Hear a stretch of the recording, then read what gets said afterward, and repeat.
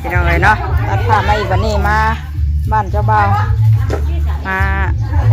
อันเปิดขืนเฮือนยาสมมาหยาเนาะดังขนเครื่องสมมาลงมาหยาใช่เด็ดชันติ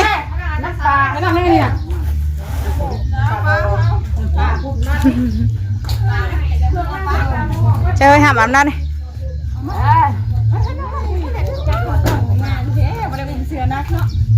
ให้เราอุ้มเนี่ยนั่งๆนะเจ้าสาวนะทักทายสวัสดีรอบหนึ่งพี่น้องเลยใช่ไหมสิอยู่ตัวแนวมันเบาๆฮะเนี่ย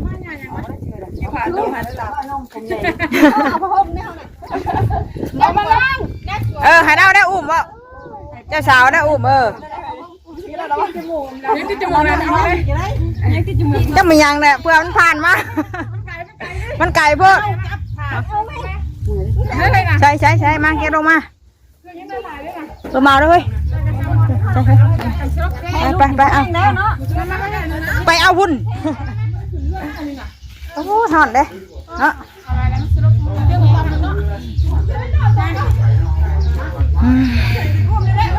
แดดไปหน่อยถอนเอา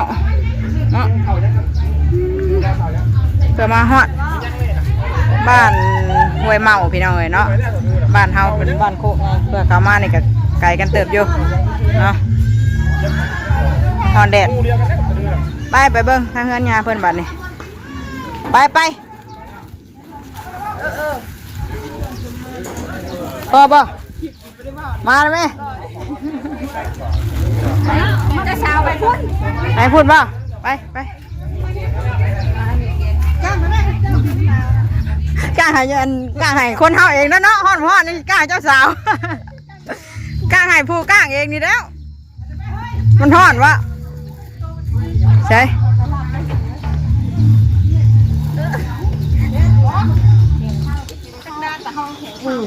ฮ้อนได้เลยมันจะดีเนี่ยเพลงจะสาวไปเพื่อนนะจะสาวมาทางหลัง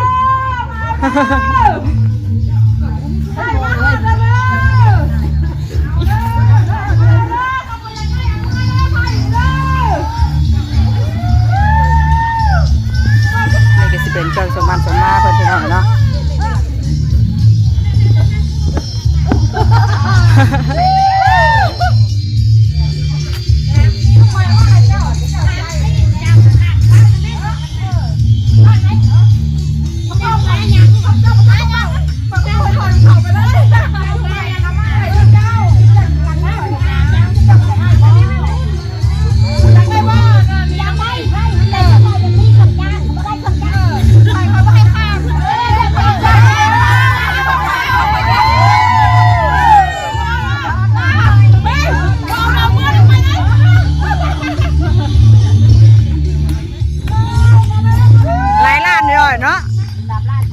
3 ล้าน4 ล้าน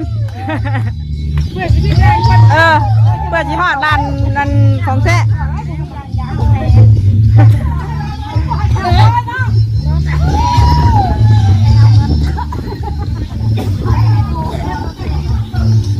นี่เป็นเพื่อนจะเบาเพื่อนน้องเนาะ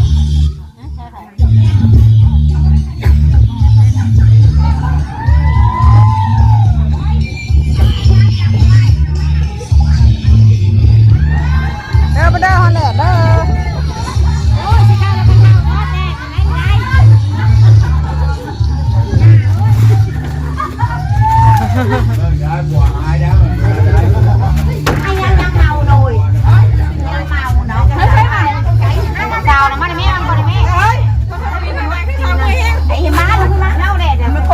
ให้ข่าวก่อนเจ้าสาวอีกดิ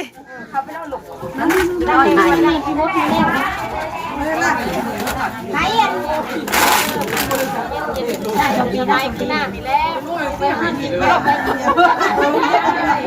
เฮ้ยพ่อตีนไผ่บ้าเฮ้ยไผ่ที่ชองเอาหัวนี่แท็กเขาไผ่กันแล้วบอกแต่ชื่อเราเฮ้ยคนเยอะเฮ้ย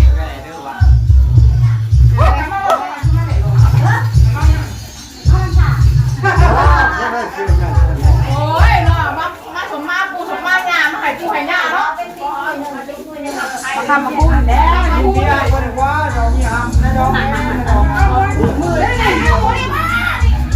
เอาใช้เอาขามาเ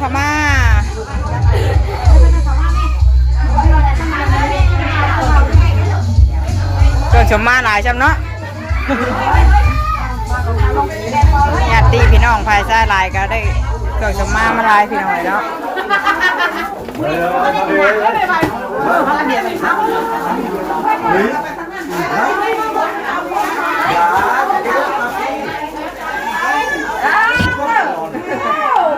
ผู้ใหญ่ขึ้นนอนไว้อย่างเงี้ย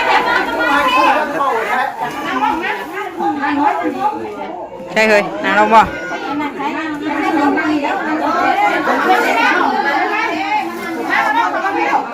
ยับออกมาจากนี้ก็ได้ยับมาตัวก็พาไปเอาไปเลยเมื่อได้เนาะ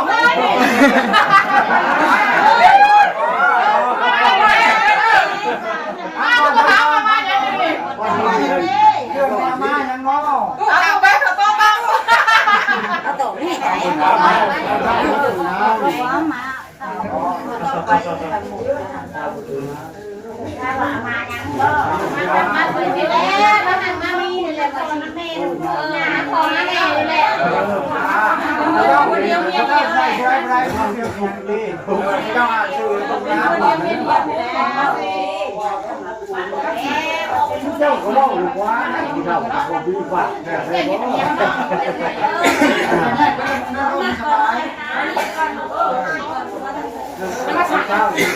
ได้เลยแยกแล้วแม่นั่นตัวนี้มีลายย่างไปหน่อยเนาะมีฮิตนั่นฮิตนี่ฮิตพงฮิตผีเพิ่น ทุกเรื่องยากแต่คุณคนนี้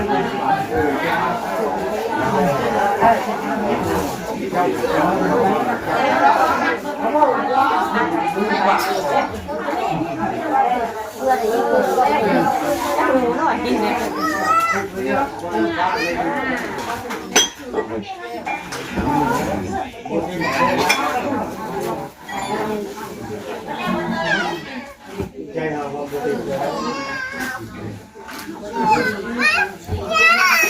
ยังบาด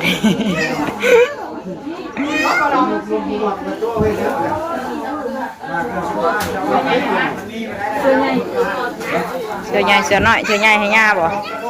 แล้วเพื่อนคนรักก็ให้หัวเมียเขาแล้วมีสัตว์ก็ให้แล้วก็มา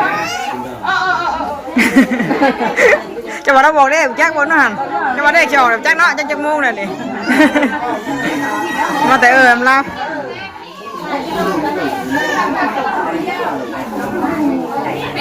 ห่อนเถอะ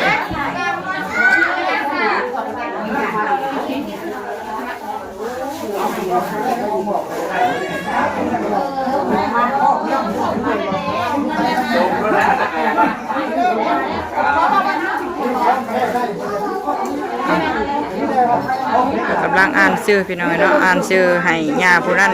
ผู้นี้ชื่อนั้นชื่อนี้เนาะ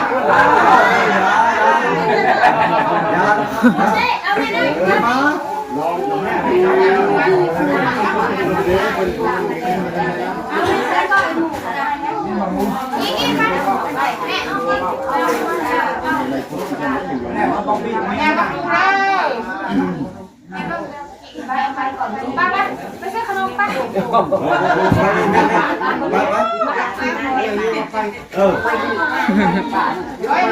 มาย่านไฟน้องมาหน่อยนี่กะ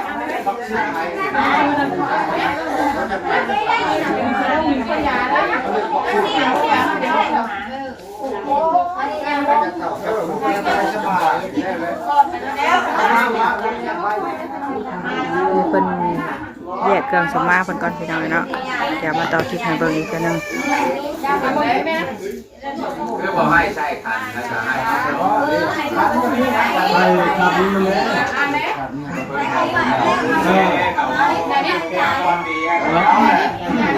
อ่านเบิ่งซื้อไผ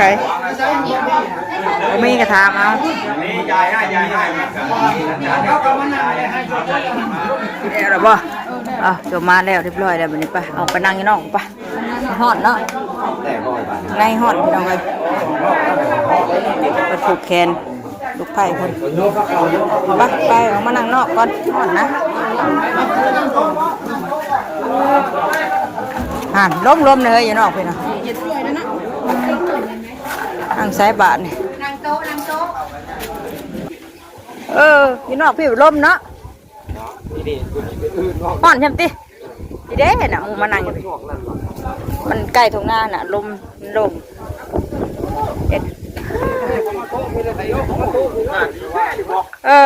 คักอยู่เนาะทางนี้เนาะเย็นพี่น้องเลยนั่งอยู่โต๊ะตั้งไว้บัน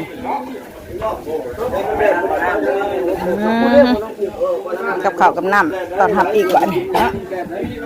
ใช่เลยลาบวัดมือมันนี่จักลาบจักแกงวัดมือมันนี่นะ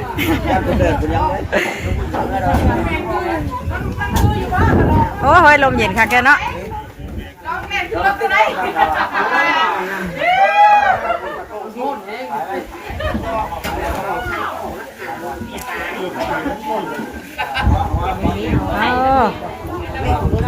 อากาศดีครับมัน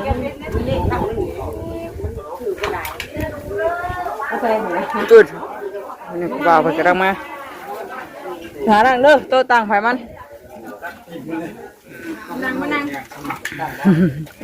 นั่งกินเบิดปลาได้สิ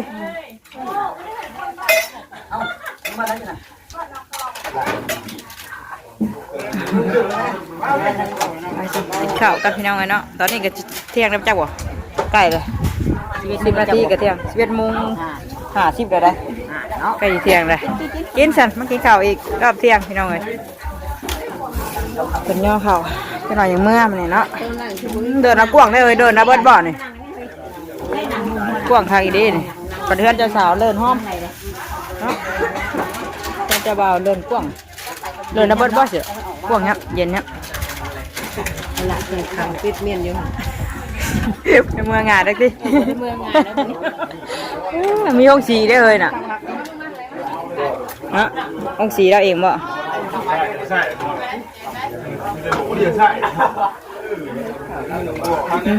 คือการกับข่าวกันเจ้าสาวเราใช่ไหมดิ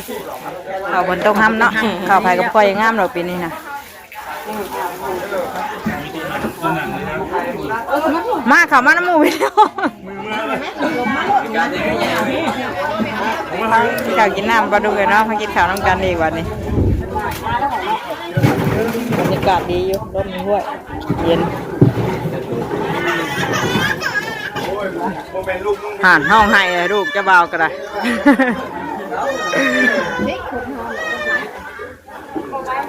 คนเฮานะนั่งอยู่ไหนอยู่ดิคนเฮาว่าแต่น้ำนี่นะไม่ได้มีคนเพิ่นเด้อพี่น่ะเต็มวัดนี่บ้านเฮาแดนนี่เดินมาเด้อเพิ่นยังอยู่ในเพิ่นก็มีห่านห่อนนั้นหายเด้อน้อยก็ได้ห่อนนะห่อนเอา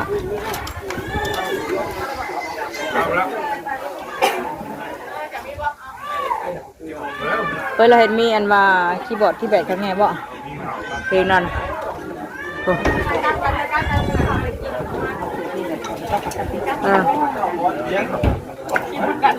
ค่ะแกแล้ว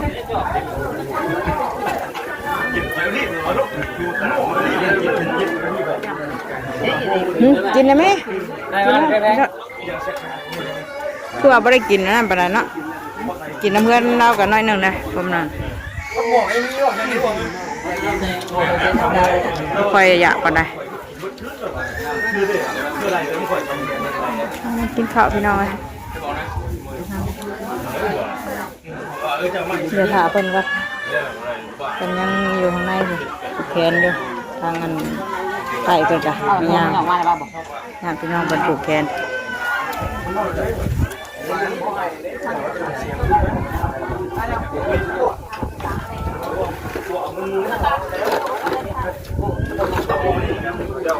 เดี๋ยวได้เฮ้ย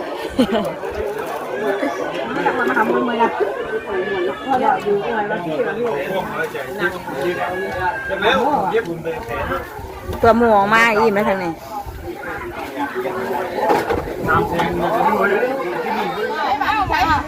เอาหาบ่เห็นเฮ้ยได้ตีน้องวันนี้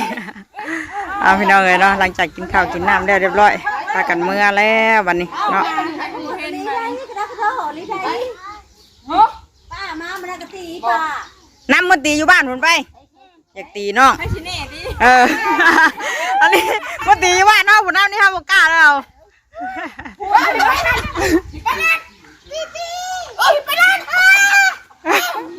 เฮ้ยเนาะไล่ตีน้องเลยไปนะไปทางคนไปนะไปบอกลาเพิ่นเมื่อบ้านทำพนแล้วบัดนี้ ขอถามพ่อเมื่อก่อนอยากเมื่อถามพ่อในได้ตู้เขาจะมือมาไพ่หลังพ่อโตอยู่เมื่อก็คือพ่อก็มือต้องเปิด ไผมาถ่าพ่อนี่ใช่ถ่าพ่อในบ้านปุ๊เกี่ยวกับถ่าพ่อนี่เนี่ยไปเมื่อห้ามบอกพ่อกัน เมื่อคนอยู่พันเท่าไหร่นะพ่อ จะว่าเขาเก็บบ่ได้จักดิเพื่อเมื่อหอดเขาเก็บบ่ได้ไปจักบ่คักแล้วติ บุคคลน้ำมันคนนอกตัวใช่ไหม สิได้มาหน่อยเดียวคือจากเมื่อเด้อติเฮ้ยแม่นบ้านไผบ้านมันเนาะ บ้านเรื่องทั้งเมื่อไร เอ้ย บ้านเฮาก็จะบ่เมื่อยากบ้านเฮา อยู่บ้านเฮาเด้อติ บ้านเฮาแล้ว ซั่นแหละผู้ม่วนก็ม่วนอยู่พุ่นน่ะเอิ้นหมู่เมื่อยังบ่เมื่อไปถ่ายอยู่รถพุ่นไปรถก็มี2คันเด้อติเพื่อนตูบน้อยแล้วคักเด้อจักเด้ผู้ขับรถก็บ่เห็นบาดเมื่อก่อนผู้ขับรถเด้อติเด็กคนบ่เฮาได้ย่านหมู่พานานเมื่ออยู่นี่มาป้าลูกจะฝากไว้น้ำป้าเลิ่นกว้างอยู่เนาะเฮ้ยเนาะบ้านเนาะบ่หอมคือบ้านเฮาโดดเดินอย่างหอมเนี่ยอันนี้ยังมีพื้นที่ลายอยู่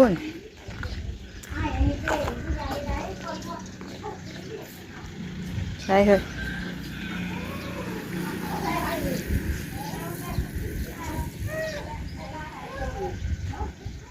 รถ2คันอันนี้เราประตูคันนี่เนาะ สิเมื่อน้ำบ่หามสิเมื่อน้องบ่ไล่ตีน้องน้อยเนี่ยมันเลยโอ้แดดจ้ำมันวันน่ะไอ้ได้ตีบ่น่ะ เด็กคนนั้นก็เอาขึ้นลงมาไว้แล้วตายไปเลยนี่ที่เดินมาเดี๋ยวเราจะส่งป้าที่ตายแล้วดิเดี๋ยวบอกเลยที่เดินมา บ่ไอ้ตีบ่อุ้ย จะบิขับมันเดินทิ้งมันเดิน มันฮ้อนแล้วเอ้าเลยน้อยให้น้องน้อยไปดูนี่รถนี่ได้สิพาเมื่อแต่ว่าเจ้าของคนขับรถกันยังบ่มามันฮ้อนเอ้าเนาะเอ้าฝนสิตกได้นี่พี่น้องเอ้ยถ่าคนก่อนถ่าคนขับรถก่อน ไม่ได้เย็นอยู่คงไม่ได้เย็นเย็นแล้วบาง คนขับรถยังกินข้าวอยู่ เฮ้ยไปจะเย็นมาพี่เด้อ ผมไม่เนาะ จ้าหุ่นเย็น เย็นได้ทางนี้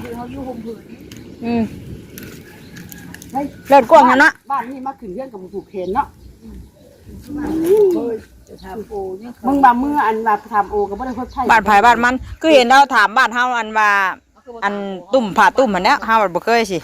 ผ่าตุ่มกับผัวกับเมียอันว่านั่งเพิ่นใส่นั่นนี่เพิ่นบ่เคย ข้าวตุ้มมาทุบใบจุ๊บบ้านเฮา ไปฉันเมื่อพี่น้อยเนาะพอกันอีกคลิปหน้าเด้อไปคลิปนี้เมื่อแล้ว นี่ใส่จริงนะกูว่าผู้ชายใหญ่หลับน้ำมาแน่กูว่า ใช่คนแดดแท้เนาะ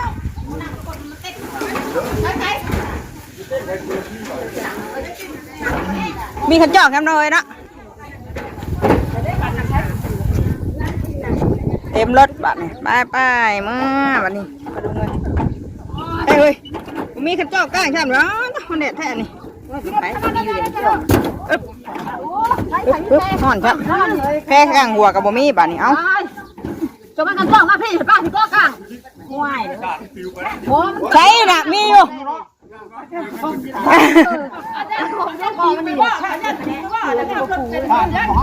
ผมมีบ่แพ้น่ะผมไปขี่มตู้เนี่ย เขาจะหน่อยนะ มันแดดแท้นี่ แค่กันจ้องมาไปเฮ้ยอย่าไปรู้ได้ดูดิ